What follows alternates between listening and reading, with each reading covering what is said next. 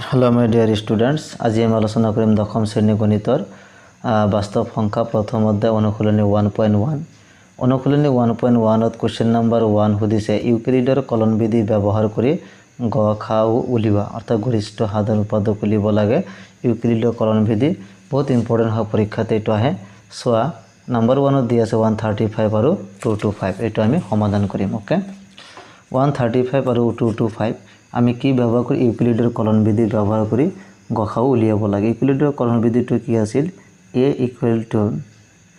b q plus r less than okay एटा formula आछिल याते कंडिशनटो कि आछिल कंडिशनटो आछिल कंडिशनटो याते 0 less than equal to r less then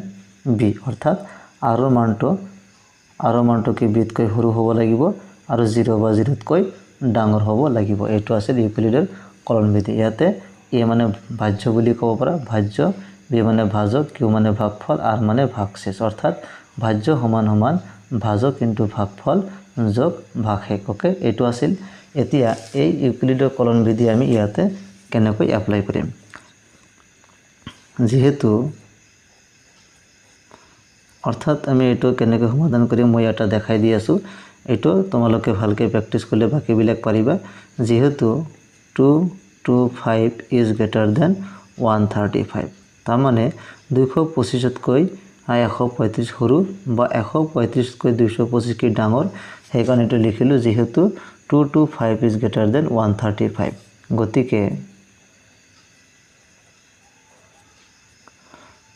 गतिके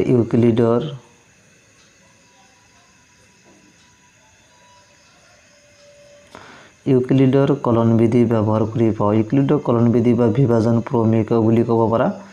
दुटा एके हब इयाते गतिके इउक्लिडर कलन विधि मते पाओ के गतिके इउक्लिडर कलन विधि मते बा कलन विधि अनुसरी बा लिखिब पारा इउक्लिडर विभाजन प्रमेय अनुसरी पाओ इयाते जितो डांगर भैलू आछे इयाते लिखिम 225 ओके एतिया 225 आमी सरू जितो संख्या आछे 135 रे कि करिब लागिब हरण करिब लागिब ओके 135 रे हरण करले किमान बार जेते एक बार যাব एक बार गले किमान आहिब 135 माइनास करले 0 आहिब आरो याते किमान आहिब 9 आहिब अर्थात याते किमान पालो देने हले 135 into 1 अर्थात एटो भाज्य जदिও কও তেনহলে एटो भाजक 135 into एटो कि भागफल जोग भागशेष तो किमान आसिल 90 ओके याते 225 इक्वल टू 135 into 1 प्लस 90 अर्थात एटो आमी एनेকৈ लिखिब पारो भाज्य समान समान भाजक इनटू भागफल जोग भागशेष ইয়াতে এটা কথা তোমালোকে মনত ৰাখিবা যেতিয়ালৈকে ভাগশেষ 0 নহয় তেতিয়ালৈকে আমি এনেকৈ কৰি যাব লাগিব ওকে এটো সাইডত তোমালোকে কৰিব পাৰা যেতিয়ালৈকে ভাগশেষ 0 নহয় ইয়াতে ভাগশেষ কিমান ওলাইছে 90 ওলাইছে যেহেতু ভাগশেষ 0 হোৱা নাই গতিকে আকৌ আমি ইউক্লিডৰ কলন বিধি ব্যৱহাৰ কৰিব লাগিব যেতিয়ালৈকে ভাগশেষ 0 নহয় তেতিয়ালৈকে আমি ইউক্লিডৰ কলন বিধি ব্যৱহাৰ কৰি যাব লাগিব যেতিয়া 0 হ'ব তেতিয়া স্টেপ বিলাক কি হ'ব স্টেপটো বন্ধ হৈ যাব গতিকে লিখিম এতে যেহেতু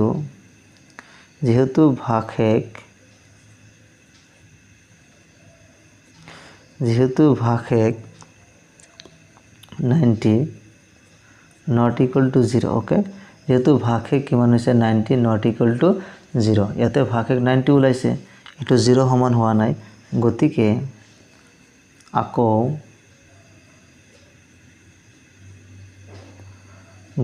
আকৌ ইউক্লিডৰ বিভাজন প্ৰমেয় বা কলন বিধি ব্যৱহাৰ কৰি পাও গতিকে আকৌ ইউক্লিডৰ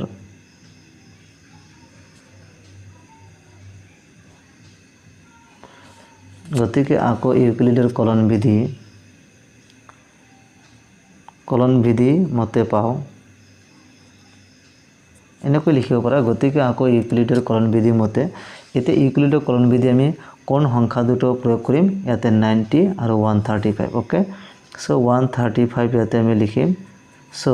এতে 135ক আমি 90ৰে হৰণ কৰিব লাগিব ওকে 135 আমি কিহেৰে হৰণ কৰিম 90ৰে হৰণ কৰিম ওতে 90 একবাৰ যাব ইয়াত থেকে 90 আহিব সো মাইনাস কৰিলে কিমান আহিব 45 মাইনাস কৰিলে কিমান আহিব 45 সো ভাজ্য এই ক্ষেত্ৰত ভাজ্য 135 ভাজক কিমান 90 ইনটু ভাগফল কিমান 1 ভাগশেষ কিমান 45 ওকে ইয়াতো ভাগশেষ কি 0 নহল অৰ্থাৎ আমি আকৌ কৰি যাব লাগিব ভাগে কিমান পাইছে 45 0 হোৱা নাই ওতে বাৰে বাৰে আমি নিলিখি আকৌ আমি লিখিব পাৰো ইয়াতে আমি 90 লিখিম ওকে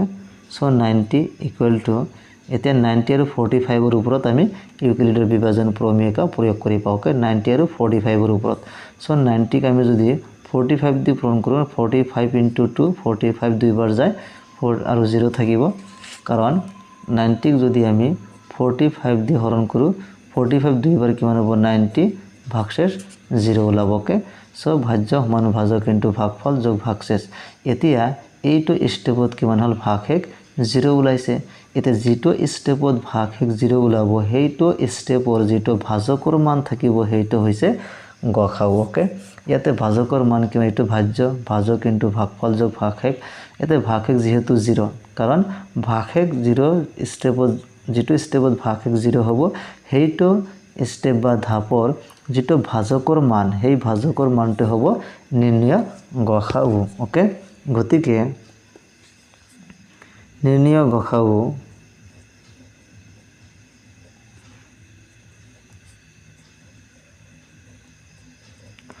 নিৰ্ণয় গসাউ কাৰ গসাউ উলিয়াব লাগিছিল ইয়াতে 135 আৰু 225 এইটো আমি লিখিম ওকে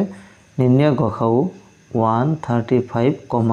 225 শর্ট ফর্মত এনেকৈ আমি লিখো তেনেহলে কিমান পালো ইয়াতে 45 ওকে এইটো হল আমাৰ आंसर গতিকে নিৰ্ণয় গসাউ কাৰ 135 আৰু 225 কিমান হয় 45 এনেকৈ ইউক্লিডৰ কলন বিধি ব্যৱহাৰ কৰিব লাগে এতে 2 নম্বৰ সোৱা 196 আৰু 38220 সোৱা 2 নম্বৰ 196 আৰু 38220 এটো কি কৰিব লাগে ইউক্লিডৰ কলন বিধি ব্যৱহাৰ কৰি বা বিভাজন প্ৰমেয়কা প্ৰয়োগ কৰি গসাউ উলিয়াব লাগে আগৰ নিচিনাকৈ আমি লিখিম যেহেতু এটো আমি লিখিব লাগিব প্ৰথম দুটা তিনটা বাক্য লিখিলে ভাল যেহেতু 38220 গ্ৰেটাৰ দেন 196 গতিকে 38220 আৰু 196 ৰ ওপৰত ইউক্লিডৰ বিভাজন 38220 এটো এনেকৈ লিখিব পাৰা 38220 আৰু 196 ৰ ওপৰত ইউক্লিডৰ বিভাজন প্ৰমেয়কা প্ৰয়োগ কৰি বা কলন বিধি প্ৰয়োগ কৰি পাও ইউক্লিডৰ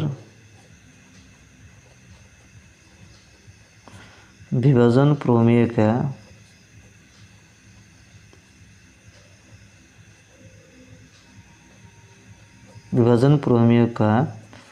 বা কলন বিধি প্ৰয়োগ কৰি পাও ওকে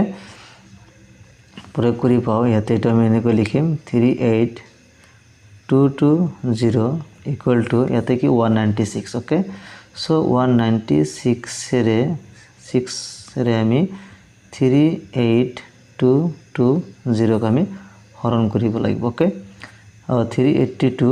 সো 382 যদি আহে 196 একবাৰ যাব সো ইয়াতে 196 আহিব ওকে ইয়াতে মাইনাস কৰিলে কিমান আহিব 6 ইয়াতে মাইনাস কৰি পালো কিমান 186 টো আহিল ইয়াতে 196 186 ৰ ভিতৰ কিমান বাৰ যাব ইয়াতে 9 বাৰ যাব ওকে 9 196 ৰ লগত পূৰণ কৰিলে কি আহিব 1764 আহিব এটা মাইনাস কৰিম মাইনাস কৰিলে কিমান পালো ইয়াতে 8 পালো আৰু ইয়াতে কিমান পাম 9 পাম ওকে 0 টো নমাই আনিলো এতে 196 980 ৰ ভিতৰত কিমান বাৰ যাব 5 বাৰ যাব 5 ৰ লগত এটো যদি আমি পূৰণ কৰো তেনেহলে কিমান পাও 980 পাও ওকে অৰ্থাৎ ইয়াতে ভাগশেষ অৰ্থাৎ ভাগ কৰি 0 পালো অৰ্থাৎ 196 into 195 plus 0 অর্থাৎ প্রথমে মিলি গল 196 into 195 plus 0 38220 এইটো ভাজ্য সমভাজক ইনটু ভাগফল যোগ ভাগশেষ যেহেতু প্রথম স্টেপতে কি ভাগশেষ 0 ওলাই গল সেই কারণে এই স্টেপৰ যেটো ভাজকৰ মান কিমান 196 সেই কারণে গসাউ কিমান হ'ব 96 therefore নির্ণয় গসাউ বা ডাইরেক্ট গসাউ লিখিব পারা therefore গসাউ কাৰ লিখিব লাগে 196 আৰু 38220 কিমান হল 196 হল এটো হ'ব আমাৰ आंसर 196 আৰু 38220 গসাউ কিমান 196